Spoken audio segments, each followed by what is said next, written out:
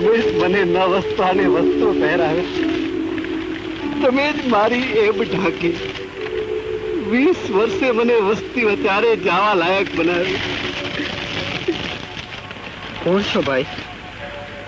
હું તો ચારણ, મારા કર્મે હું માનવી માંથી પશુ બની ગયો હતો.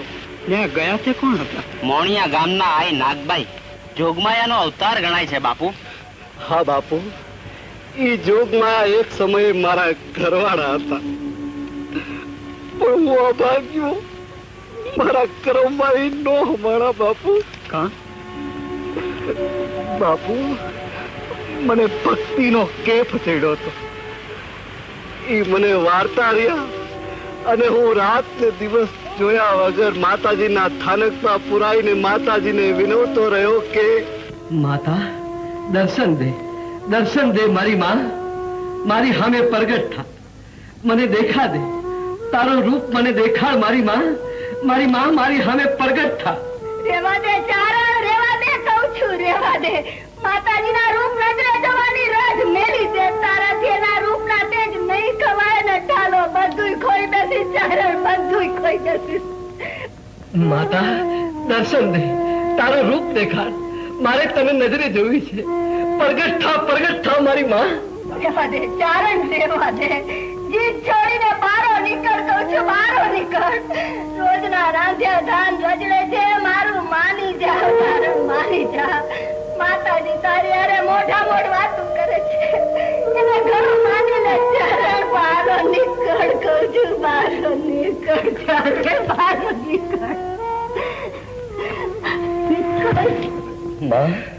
માં મને દર્શન દે, મારી સામે પ્રગટ થા, નહીતર તારી સામે માથા પછાડીને જીવ. ઉભી જા ચારણ, તારે મને નજરે જોવી છે. હા માં, મને દેખા નહીં દે તો જીવ દઈ દઈશ માં. નજરે પડું તો મને ઓળખી શકીશ? માં હું તારો ભગત તે તને ન ઓળખું મારી માં. ભક્તિનો ઘમંડ ભૂલ તો નહીં ખવડાવે ને? ભૂલ ખાવ તો તને ઠીક લાગે એવી સજા દેજે માં. પછી વહમી તો નહીં લાગે ને? વહમી લાગે એવી વેળા જ નહીં આવવા દો માં. હું તારો ભગત, મારી ભક્તિનો મહિમા હવે આખું જગત જાણે છે. તું દર્શન દે એટલે હવે જગતને જાણ કરું કે હું કેવો મોટો ભગત છું. તો સાંભળ, તારી ડેલીનો દરવાજો કોઈ ખખડાવે છે. ઈ તો હૈસે ભૂંડા મોઢા વાળી મારી બાયડી. જઈને ખોલ તો ખરો, કોઈ બીજું છે. માં તું કહે છે તો જાઉં છું, બાકી મારી બાયડી સિવાય બીજું કોઈ નહીં હોય. કભારજા કદરૂપી, મારા નસીબે ક્યાં ભટકાય? ભાઈ, આજની રાત ઉતારો દેશો. ઓહો, આવા ને આવા રજડતા મારી ભક્તિમાં ભંગ પાડવા ક્યાંથી આયલા આવે છે? ક્યાંક બીજા આસળ ગોતી લીધો હતો? ભાઈ, હું તો ગમે ત્યાં પડી રહું એવી છું, પણ મારી ભેળી નવજુવાન ને પાછી રૂપાળી એવી દીકરી છે, એને જેવી તેવી જગાએ થોડી રખાય છે. સોમનાથની દેવ સેવામાં દેવદાસી તરીકે હું એને અર્પણ કરવા જાઉં છું. દેવદાસી? હા. ક્યાં છે તમારી દીકરી? એ ઊભી અંધારામાં પેલા ઝાડ નીચે.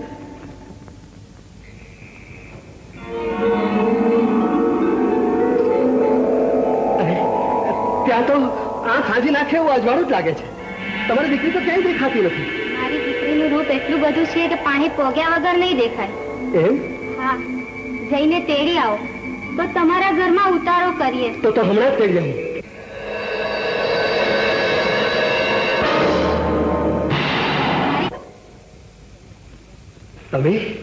તમે આજની રાત મારે ત્યાં ઉતારો કરવા માંગો છો? આજની રાત તો શું, હું તો મનગમતો ભગત મળી જાય તો અવતાર આખો વિહામો ખાવા ઈચ્છું છું. શું વાત કરો છો? સાચું કહું છું. મારી માં મને સોમનાથને અર્પણ કરવા ઈચ્છે છે, પણ મારું મન તો માતાની ભક્તિ કરવા ઝંખે છે. વાહ, ભારે મેળ મળી ગયો. હું માતાજીનો ભગત, મારી ભક્તિ મનક આખામાં બંકાય છે. અરે માતાજી મારી હારે મોઢા મોટ વાતો કરે છે. તો મારે દોડવું હતું ને ઢાળ મળી ગયો. બસ તો રોકાઈ જાઓ કાયમ માટે. પણ તમારા ઘરમાં જગ્યા છે? અરે નહીં હોય તો ખાલી કરાવીશ. કેવી રીતે? જે છે તેને કાઢીને.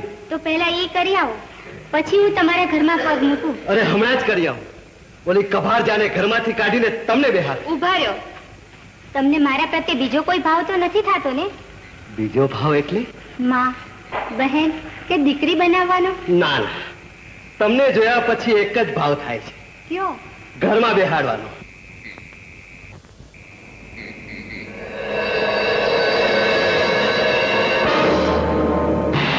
મારી દીકરીને ઉતારો કરવાનું કહ્યું? તું વચમાં વખત બગાડ કરજે. તારા ને મારા અંજળ હવે પૂરા થયા. નીકળ મારા ઘરમાંથી બહાર. હવે શું કહેવા વાળી? તારા ને મારા સંબંધો હવે પૂરા થયા. હા, હવે મોરું કર્મ. મારો સંસાર અને ભક્તિ બે સ્વભાવ એવી સુંદરી મને મળી ગઈ છે. નીકળ મારા ઘરમાંથી ને તારો છેડો ફાડી દો. અડધી રાતે મને ઘરની બહાર કાઢો છો. હા, થોડે દીએ કાઢું તો ગામ મારી માથે દાંત કાઢે કે આવા મોટા જથ્થા ઘરમાં આવી ગુંડા મોટા વાળે. નીકળ મારા ઘરમાંથી. મારી દીકરી વાટાને હું જાઉં ક્યાં પડે? એના કરતા મને અહીં એક ખૂણામાં પડી રહેવા દો. હું તમારા ઘરનું ઝાડમાંથી દુઃખ કરી શકીશ. તમે સુખેથી નવું ઘર ભોગવો. નવું ઘર તારા ગયા વગર નહીં વધે. ખાલી વધતા કિરા વગર નીકળી જા. મારા ઘોડિયામાં પ્રાણ છે ત્યાં સુધી આ ઘરને નહીં છોડું, નહીં છોડું. તો પાવડો ચાલીને સસરાની નહીં જોડે છોડું, કાઢી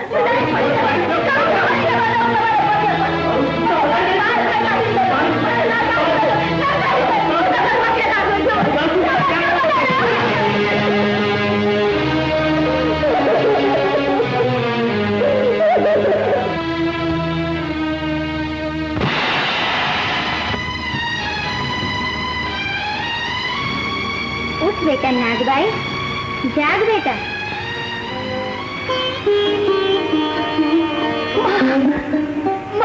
મારે માથે આવી કરી માં. એમ કર્યા વગર ભક્તિના કેસમાં અને ભગત નામના ઘમંડમાં ફૂલાઈ ફરતા તારા ધણીનો એંકાર ઓગાળી શકાય? એના ઘણા માફ કરો માં. અમારી પર કોપ કરશો માં. તારી પાસે ખોડો પાથરું છું માં, ખોડો પાથરું છું. દીકરી, એના કર્યા એને ભોગવવા તો પડશે જ. એના કર્યાની સજા મને કરો, હું ભોગવવા તૈયાર છું.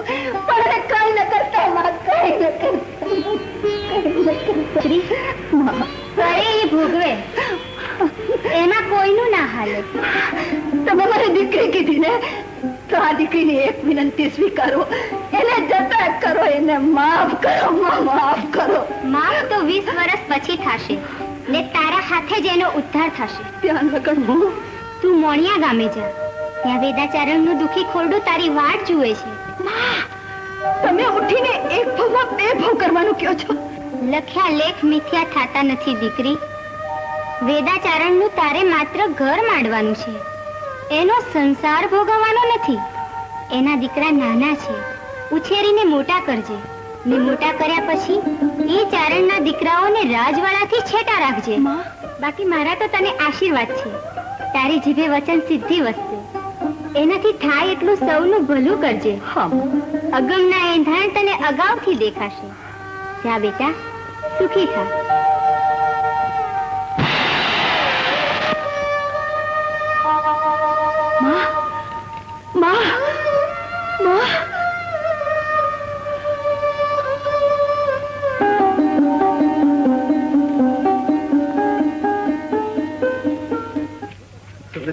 તમે ક્યાં ગયા? હું તમારા માટે મારા ઘરમાં જગ્યા કરી આવ્યો છું. ઓલી કબાર જાણે કાઢીને તમને તેડવા આવ્યો છું. સુંદરી, તમે ક્યાં ગયા? સુંદરી, એ સુંદરી તો ગઈ શિવની સેવામાં, પણ રૂપના મોહમાં નાગબાઈ જેવી સતીને સંતાપીને ઘર બહાર કાઢી. એની સજા રૂપે હું તને શ્રાપ દઉં છું કે તું જગત બહાર નીકળી જાનવર જેવું જીવતર જીવજે, અને તારા અંગમાંથી એક પણ વસ્ત્ર રહેશે નહીં. સળગી જશે. જા.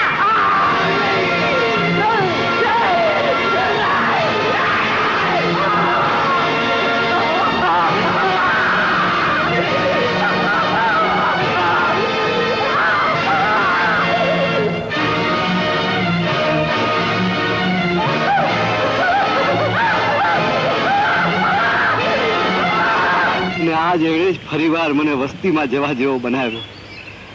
20 વર્ષ પછી મારા ન વસ્ત્રા દેહ ઉપર વસ્ત્ર ઢંકાણું. લ્યો બાપુ, રામ રામ. રામ રામ. વિશળ કામદાર, જી બાપુ. આપણે આ જોગમાયાના દર્શન કરવા જોઈએ. આ દેખાય એ આઈનું ગામ મોણિયા.